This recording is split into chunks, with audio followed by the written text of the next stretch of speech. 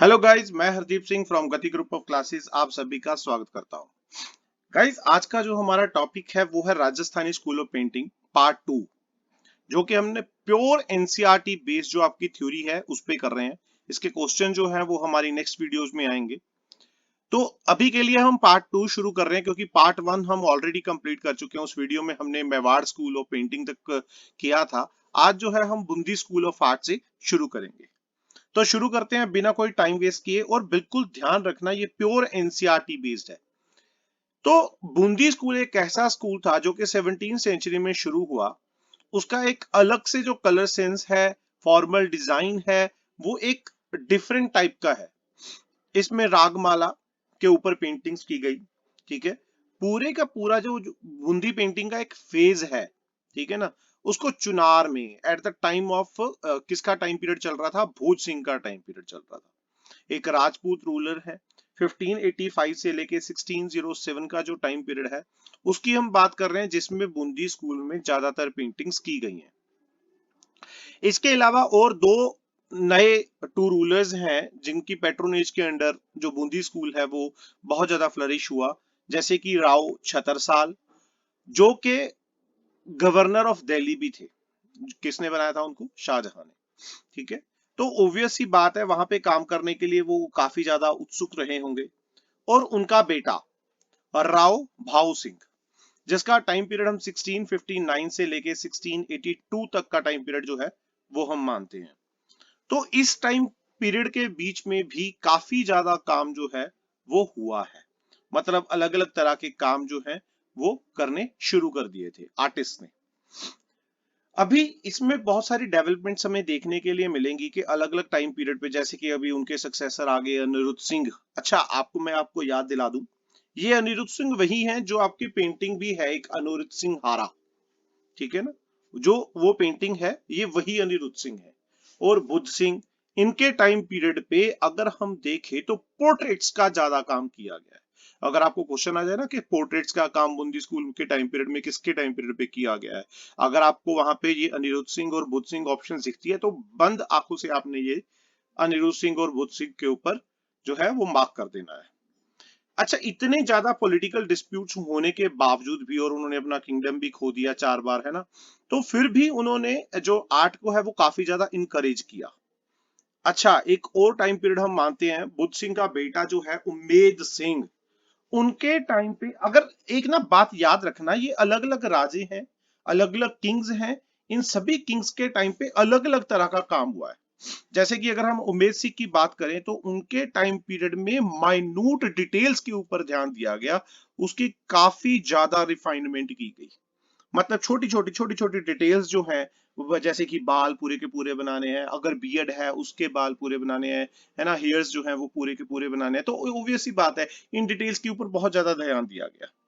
Bundi paintings 18th century में डेक्कन जो aesthetic sense है उसके साथ काफी ज्यादा मेल खाने लग गई। ब्राइट कलर यूज करने शुरू कर दिए उन्होंने। उम्मेद सिंह के आगे सक्सेसर आते हैं बिशन सिंह, जिनका टाइम पीरियड हम मानते हैं 1771 से लेके 1821 तक टाइम पीरियड है। तो उन्होंने बूंदी पे रूल किया फॉर 48 इयर्स, और उन्होंने भी आर्ट को काफी ज्यादा जो है वो ऊपर लेके गए, क्योंकि उनका इंटरेस्ट था हंटिंग में। तो जब भी हंट करने जाते थे तो अपने साथ आर्टिस्ट को लेके जाते कि भाई ये आपने हंटिंग की जो पिक्चर्स है वो बनानी है। और उनके सक्सेसर्स आ गए अगे राम सिंह, ठीक है ना, जिन्होंने काफी ज्यादा काम किया। बूंदी का पूरा जो उनका पैलेस है उसको डेकोरेट कर दिया विद म्यूरल पेंटिंग्स। देखो, हर एक जगह पे अलग अलग क्वेश्चन बनते जा रहे हैं। अगर आप प्योर एनसीईआरटी बेस्ड आपको एग्जाम आता है तो ओवियस सी बात है आपको एनसीईआरटी बहुत ही डिटेल से पढ़नी होगी। ठीक है ना, उन्होंने अपने म्यूरल पेंटिंग्स किए, म्यूरल पेंटिंग्स करवाए, हंटिंग सीन्स बनवाए, इवन के कृष्ण जी की स्टोरीज हैं वो भी बनवाई, है ना। तो ये एक तरह से हम मानते हैं कि वॉल पेंटिंग्स भी वहां पे हुई। अभी बूंदी में देखो वॉल पेंटिंग्स भी हो चुकी हैं, है ना, उन्होंने पोर्ट्रेट्स भी कर दिए हैं, उन्होंने कृष्ण थीम्स भी ले ली हैं, तो ऑब्वियस ही बात है 12 माह भी ले लिए हैं, है ना। तो एक यहाँ पे एक और फीचर हम बूंदी और कोटा स्कूल का अगर हम देखें, that is depiction of lush vegetation. Lush मतलब जिसमें एक घनी बहुत ज्यादा वेजिटेशन जो है ना, उसको पिक्चराइज किया गया है। यहाँ पे अलग अलग तरह का फ्लोरा फोना जो है वो हमें दिखाए गए हैं। Wild life, birds, hills, thick jungles, water bodies, इनके ऊपर भी काम किया गया है। और इसके ना एक और हमें अगर देखें तो बूंदी स्कूल के पास इक्विस्टेरियन पोर्ट्रेट्स है। इक्विस्टेरियन पोर्ट्रेट्स क्या होता है? घोड़े पे बैठे हुए आदमी भाई, है ना? देखो कमाल है ना? इक्विस्टेरियन पोर्ट्रेट्स वो बनाए गए। ड्राइंग ऑफ एलिफेंट्स वो हमें पर्टिकुलरली दिखाई देती है। अनसरपास्ड, जो मतलब इसको इसका मेल कोई नहीं है ना? किसी और स्कूल में हमें इसका मेल नहीं दिखाई देता। बूंदी आर्टिस्ट के फेमाइन ब्यूटी को बनाने का एक अलग स्टैंडर्ड था, जिसमें उन्होंने राउंड फेसेस बनाए, गोरी गोरी लड़कियां बनाई, है ना? उनके फोर हेड्स जो हैं वो पीछे को बनते हुए, है ना? देखो फोर हेड, अलग अलग तरह का फोर हेड होता है ना? एक तो फोर हेड ऐसा होता है ना, एक फोर हेड ऐसा होता है, ठीक है? मतलब ऐसी ऐसी चीजों को उन्होंने बनाया। शार्प नोज, अच्छा चीक्स जो है वो भरे हुए, ऐसा लग रहा है टमाटर जैसी बनी हुई है ना? शार्पली पेंसिल्ड आईब्रोज, है ना? आईब्रोज को बहुत ज्यादा उन्होंने फोकस किया है कि भाई आईब्रोज जो है वो ऐसे लगना चाहिए कि भाई ये अभी ताजी ताजी पार्लर से बाहर निकली है। एंड ऐसी वेस्ट बनाई है, मतलब एक पतली कमर है ना वो बनाई है। तो बूंदी की जो अर्लीस्ट फेज ऑफ पेंटिंग है वो बूंदी रागमाला, उनकी इंस्क्रिप्शन उन्होंने पर्शियन में जो है वो दी गई है, ठीक है? तो यहाँ पे बहुत सारे आर्टिस्ट के नेम हमें मेंशंस मिलते हैं, जैसे कि शेख हसन, शेख अली, शेख हातिम, जिन्होंने अपने आगे जो उनके चेले थे उनको भी बनाया, जैसे कि मीर सैयद अली, ख्वाजा अब्दुल ऑफ मुगल कोट, है ना? तो मतलब यहाँ पे आपने बिल्कुल ध्यान रखना है कि हु इंट्रोड्यूस देमसेल्व्स, कौन चेला है कौन गुरु है। यहाँ पे मीर सैयद अली, ख्वाजा अब्दुल समद, ये दोनों कौन है? ये गुरुज हैं यहाँ पे इनके, है ना? टीचर्स हैं। और ये लोग कौन है? ये लोग हैं उनके चेले, ठीक है ना? ये याद रखना आपको। दे मेंशन चुनार, जो कि अभी बनारस के पास है, कि यहां से एक तरह का ओरिजिन ऑफ पेंटिंग हुआ राजा भोज सिंह के टाइम पे, राजा सुरजन सिंह के टाइम पे, जिन्होंने पैलेस को मेंटेन किया।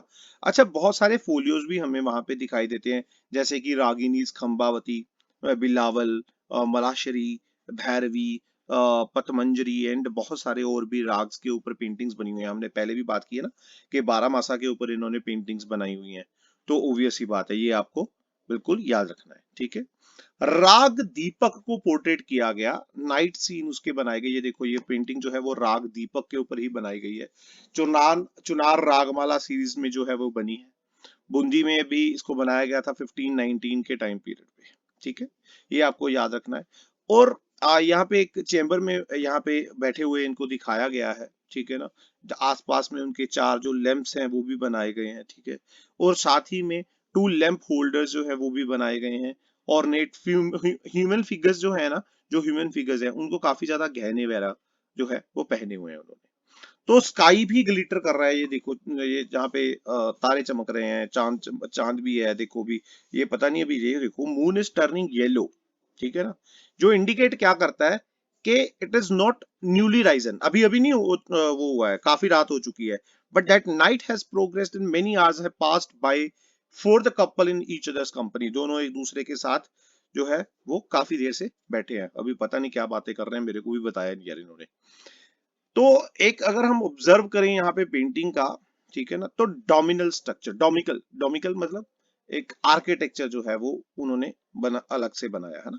येलो पैच और वर्क जो है इन्होंने यहाँ पे, अगर हम देखें तो यहाँ पे ये देखिए येलो पैच वर्क यहाँ पे किया गया है, ठीक है ना? यहाँ पे आपने बिल्कुल ध्यान रखना है कि राग दीपक, ये देखो यहाँ पे आपको लिखा भी दिखाई दे रहा है राग दीपक, ठीक है ना? तो यहां से हमें प्रोसेस ऑफ पेंटिंग के बारे में भी पता लगता है, ठीक है ना? तो यहाँ पे स्क्राइब का भी एक इंपॉर्टेंट पार्ट है। स्क्राइब कौन होते हैं? जो पेंटिंग के ऊपर राइटिंग वगैरह का काम करते हैं, लिखते हैं, ठीक है ना? उनको भी काम दिया जाता था। तो verse was never written, the label was more of an indication of artist, so as to what he should be painting, है ना? क्या उसने पेंट किया है। तो 12 मासा एक पॉपुलर थीम रहा है उस वक्त के टाइम पीरियड पे, जो कि हमने पहले भी बात की है कि इसकी डिस्क्रिप्शन 12 महीनों की बाय केशव दास, जो कि वो दिया गया है 10th चैप्टर में दिया गया है ऑफ कवि प्रिया, रिटन फॉर, जो कि राय परवीन के लिए उन्होंने लिखी थी, ठीक है ना? अच्छा ये आपको एक पेंटिंग भी दी गई है, इसको हम अश्विन 12 मासा बूंदी की स्कूल की पेंटिंग है। 17वीं सेंचुरी में इसको बनाया गया। छत्रपति शिवाजी महाराज वास्तु संग्रहालय मुंबई में अभी ये पेंटिंग जो है वो प्रिजर्व की गई है, वहां पे रखी पड़ी है।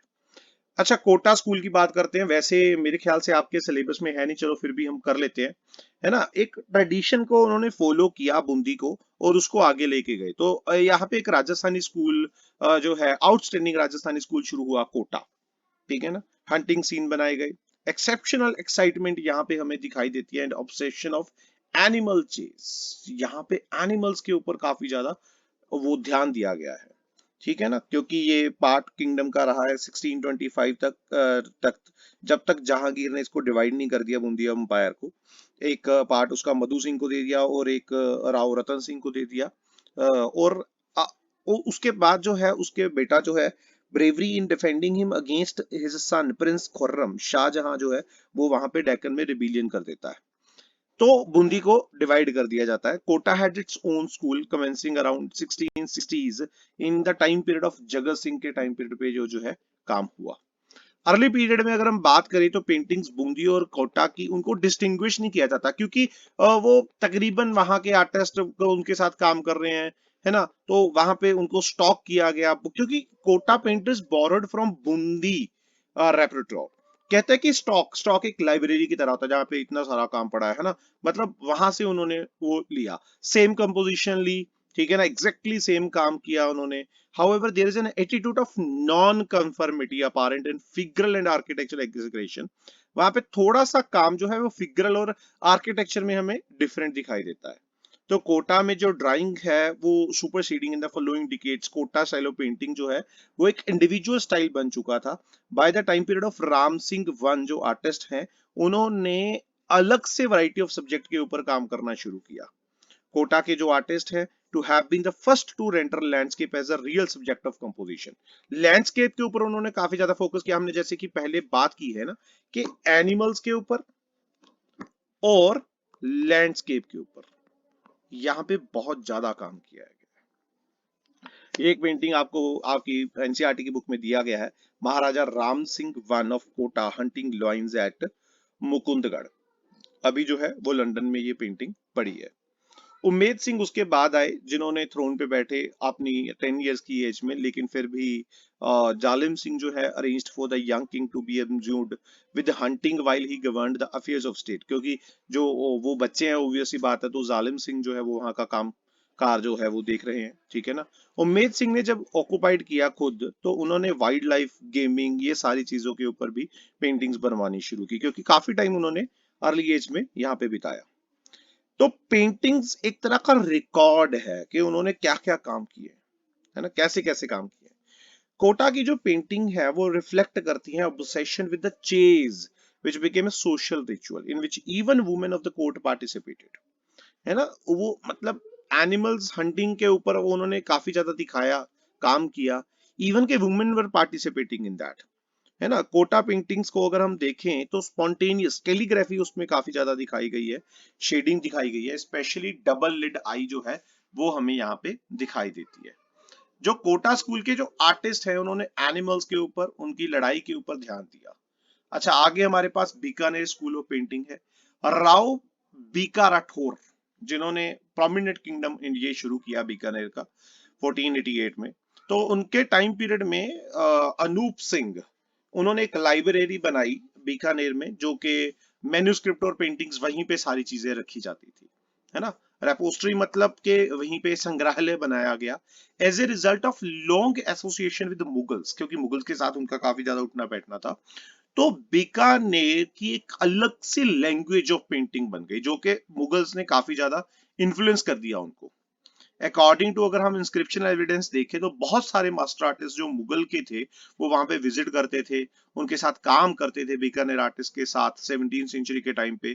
तो करण सिंह जो है हैड एम्प्लॉयड उस्ताद अली राजा, जो कि दिल्ली में एक मास्टर पेंटर थे, उन्होंने उनको भी काम पे रखा, ठीक है ना। तो बिगिनिंग्स ऑफ बीकानेर स्कूल हम 1650 के अराउंड मान सकते हैं। अनूप सिंह के टाइम पीरियड पे एक आर्टिस्ट थे, दैट इज रुकनुद्दीन, ठीक है ना, जिनके एंसेस्टर्स जो है, मतलब उनके पुरखे जो थे, उनके पिता जो थे, उनके दादा जो थे, they were from Mughal court, master artist थे वहां के। Who style was an amalgamation of indigenous idiom with Deccani and Mughal conventions. आपने ये ध्यान रखना है कि यहाँ पे indigenous style, pure Indian style Rajasthani school artist को माना गया है, राजस्थानी स्कूल को माना गया है। उन्होंने डेक्कन स्टाइल और मुगल स्टाइल दोनों को मिक्स करके जो है, और इंडिजीनियस स्टाइल को भी उन्होंने मिक्स करके काम किया है। उन्होंने बहुत सारे टेक्स्ट को जो है वो पेंट किया, जैसे कि रामायणा हो गया, रसिक प्रिया हो गया, दुर्गा सतपस्ती हो गया। अच्छा, बहुत सारे आर्टिस्ट थे, इब्राहिम नथु, साहिबदीन, ईसा, ये सारे के सारे उस टाइम के पेंटर थे। अब प्रिवेलिंग प्रैक्टिस अगर हम देखें बीकानेर में, was to set up a studios called Mandi, where a group of artist worked under the supervision of master artist. एक कोई मास्टर आर्टिस्ट होगा, है ना, उसके टाइम पीरियड पे, और उसके अंडर उन सभी आर्टिस्ट ने काम किया है। ये एक और पेंटिंग हमें वहां पे दिखाई गई है बीकानेर स्कूल में, एनसीईआरटी में, Krishna supporting mount Govardhan, that is by Sahibdin. Bikaner में दिखाई गई, ब्रिटिश म्यूजियम लंदन में अभी ये पेंटिंग पड़ी है, ठीक है ना, तो ये आपको याद रखना है। इंस्क्रिप्शन की अगर हम बात करें, अलग अलग तरह की इंस्क्रिप्शन जो हमें मिली हैं, it can be gathered that Ruknuddin Ibrahim Nathu managed some of these professional studios, उनके पास थे। Mandis, several mandis existed in Anup Singh के टाइम पीरियड पे भी थी, है ना। On the completion of painting, court archivist थे जो, वो अपने मास्टर आर्टिस्ट का नाम लिखते थे behind of the painting, and date भी लिखते थे। This practice resulted in the name of the master artist being inscribed on works of his pupil, क्योंकि चाहे काम चेलो ने किया है, चाहे काम उसके पीपल्स ने किया है, लेकिन फिर भी नाम उसी का आएगा, ठीक है ना, चाहे उसने बनाई है चाहे नहीं बनाई। However, तो एविडेंस जो है वो हमें from these entries that the master artist would occasionally put finishing touches to the painting. तो ये हो सकता है कि भाई उस टाइम के जो आर्टिस्ट है, जो मास्टर आर्टिस्ट है, वो भी उस पे काम थोड़ा बहुत कर देता होगा कि भाई हाँ ये अच्छा नहीं है, यहाँ पे एक अच्छा स्ट्रोक दिया जा सकता था, है ना, वो दिया उन्होंने। तो the term used for this was gujarai, literally mean to lift, मतलब के उस काम को ऊपर उठाने के लिए, उस काम को और बढ़िया बनाने के लिए उसने मास्टर स्ट्रोक दे दिया। Apart from its activities of making new miniatures, नई miniatures बनाई, studio was entrusted with the task of merit of repairing and making knuckles of older works, भी वहां पे काम करते थे। Custom of having portraits, obvious सी बात है, यहाँ पे बीकानेर स्कूल में भी काफी ज्यादा पोर्ट्रेट्स बनाए गए हैं, है ना। उनके इंसेस्ट्री के लिए they are referred to as ustaz और उस्ताद। रुकनुद्दीन जो है वो उन्होंने सॉफ्ट कलर टोन में इस काम किया है। इब्राहिम के जो वर्क हैं उसमें ड्रीम लाइक क्वालिटी दिखाई गई है। उसकी जो फिगर्स हैं वो हैवीली मॉडल्ड फेसेस दिखाए गए हैं। एक और हमें यहाँ पे पेंटिंग दिखाई गई है, that is Krishna playing flute surrounded by cows. Bikaner का ये आर्टिस्ट जो है वहां के काम किया है, 1777 में ये काम किया गया है। नेशनल म्यूजियम न्यू दिल्ली में अभी इसको प्रिजर्व किया गया है, ठीक है, ये आपको याद रखना है। तो एक अगर हम बात करें यहाँ पे different set of Baramasa, Ragamala, Rasik Priya, ये हमें दिखाए गए हैं। Accounts from bahis, royal archival day to day diaries जो है वो उसमें ऐड की गई। न्यूमरस इंस्क्रिप्शंस दिखाई गई बीकानेर पेंटिंग्स की, मारवाड़ी की, पर्शियन जो है वो, reveal the names of artist and dates भी लिखी गई, आर्टिस्ट का नाम लिखा गया, even the place of production वहां पे लिखा गया, है ना, किसने काम कमीशन किया, किसने नहीं किया, वो सारा कुछ दिखाया गया। तो thank you very much guys, आज की जो वीडियो है हम उसमें इतना ही पढ़ेंगे। एक और छोटा सा, हमारा दो स्कूल अभी पढ़े हैं, जयपुर, मेरे ख्याल से जयपुर और जोधपुर पढ़ा है, वो हम ऑब्वियसली बात है नेक्स्ट वीडियो में पढ़ेंगे, वो छोटी सी वीडियो होगी। और उसके बाद ना आपको एक बात याद रखनी है, जो पेंटिंग्स हैं इसकी, है ना, जो अलग अलग आपके सिलेबस में पेंटिंग है, उसकी वीडियो हम ऑलरेडी पुरानी वीडियोस बना चुके हैं। तो वो जो आपका लिंक है वो हम डिस्क्रिप्शन में उन वीडियोस का दे देंगे आपको, ठीक है ना, सारे का सारा वैसे भी लिंक डिस्क्रिप्शन में दिया होता है, तो आप उसको ध्यान से देखिएगा। और हाँ, इसको ज्यादा से ज्यादा शेयर कीजिएगा अपने दोस्तों के साथ, अपने भाइयों बंधुओं सभी के साथ। और thank you very much guys, bye bye everyone.